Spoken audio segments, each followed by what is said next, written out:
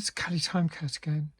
I'm now going to talk about She Said 2022.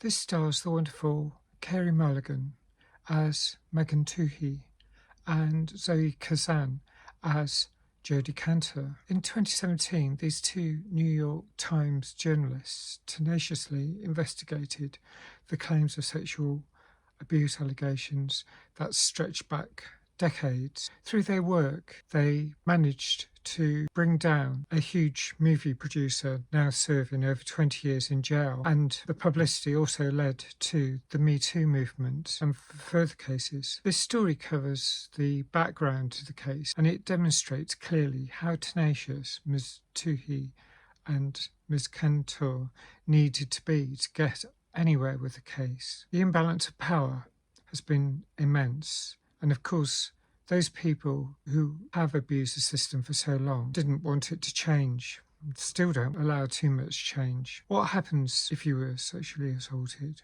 on a film set, or indeed any other workplace, at a time when the predator is revered and calls all of the shots? No one believes you, and all you feel you can do is suppress the pain and try and forget what happened. All this is portrayed so well, and crucially is done through lots of dialogue rather than showing traumatic events. I really like that. It was really, really well done, using the descriptive power of language. I thought the acting was brilliant, the narrative is captivating. Another high-scoring film from me. So I'm going to give it 9 out of 10. If you've seen the film, let me know what you thought. Thanks for watching.